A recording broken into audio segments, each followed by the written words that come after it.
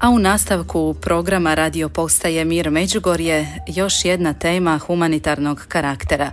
Naime, u Vinkovcima djeluje udruga Mladi protiv gladi. Tko su ovi mladi, što im je cilj, kakva su im iskustva humanitarnog rada i volontiranja? Odgovore na ova pitanja daće nam predsjednica udruge Mladi protiv gladi Jelena Gilja, koju pozdravljam na izravnoj telefonskoj liniji. Hvaljen Isus i Marija i dobrodošli u naš program. Hvaljen Isus i Marija i pozdravljam sve slušatelje Radio Međugorje, Radio Mira. Predstavite nam udrugu Mladi protiv gladi.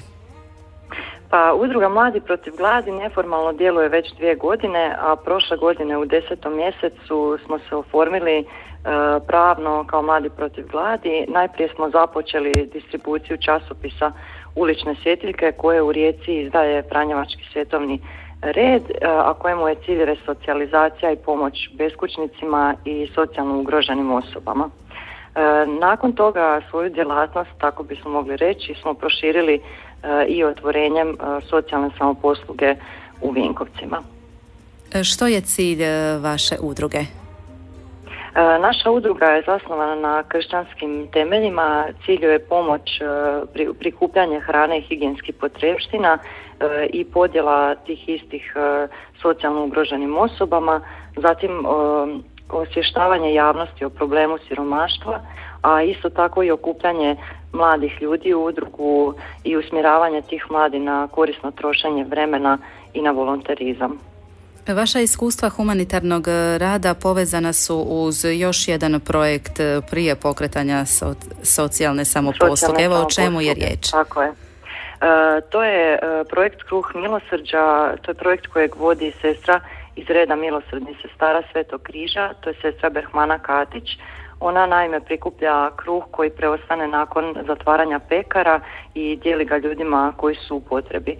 Tu smo mi onda sa sestrom Berhmanom našli svoje korisnike i kod kojih smo prepoznali da bi onda mogli osim tog kruha početi prikupljati i druge namirnice koji su tim ljudima potrebni.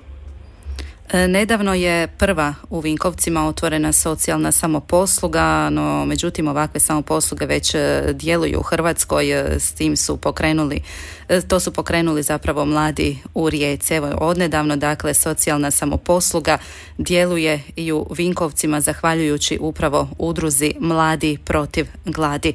Kakav je ovo projekt, kako će sve izgledati, na koji način djeluje socijalna samoposluga u kojoj dakle oni najsiromašniji mogu besplatno dobiti namirnice koje su im potrebne?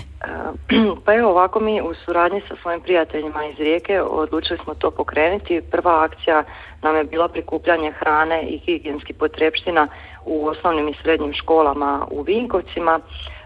Nakon što smo to prikupili, započeli smo s podjelom te hrane.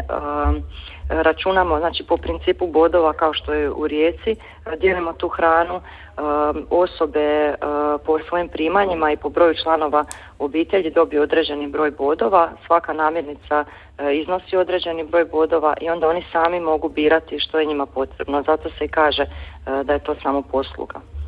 A sljedeće naše aktivnosti će biti prikupljanje po trgovačkim lancima, po vrtićima, možda neki koncert organiziramo za prikupljanje, sportske klubove i tako dalje. Evo danas upravo objavljen je podatak kako je 21,9% nezaposlenih u Republici Hrvatskoj. U posljednjih 10 godina najveća je to stopa nezaposlenosti, a onda to dovodi naravno do mnogo drugih problema. Sve više je i socijalno ugroženih i onih kojima je potrebna pomoć. Koliko je takvih na području Vinkovaca? Pa evo, mi znamo za našu Vukovarsko-srijemsku županiju taj vam broj nezaposlenih i doseže i do 23.000 ljudi. Na Centru za socijalnu skrb s kojim se mi nadamo ostvariti buduću suradnju i s kojima već pregovaramo o tome vam je neki 5.000 ljudi, od kojih je 1.000 sigurno krajnje živi na kako bi rekla, na rubu egzistencije, neljudskim uvjetima. Tako, to su neki podaci za, dakle, nezaposlenost onda dovodi do drugih problema.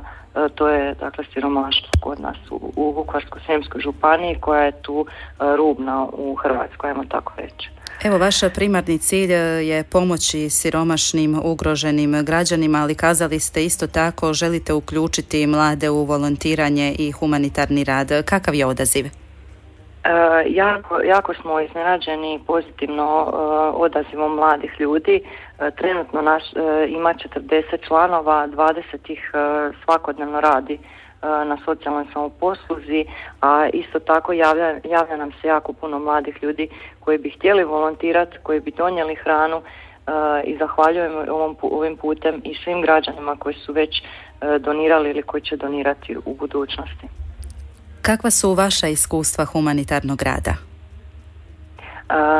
Pa evo, započeli smo to sa sestrom Berhmanom, vidjeli smo situaciju kakva je na terenu, vidjeli smo da jako puno mladih želi sudjelovati u ovome, imamo snage, imamo želje i volje da nešto promijenimo i odlučili smo ne sjediti samo kod kuće ili ne govoriti samo, nego pokrenuti se i pokazati zapravo i u Hrvatskoj da su mladi umreženi i da surađuju i da žele ići naprijed nekako.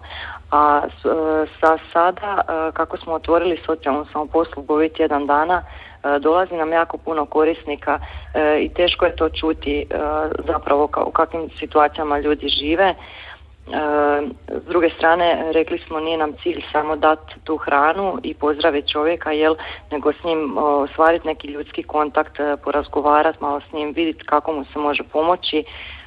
Isto tako uputiti ljude na neka prava koja imaju, a koja ne znaju da imaju, poput zdravstvenog osiguranja ili gdje se treba kome obratiti.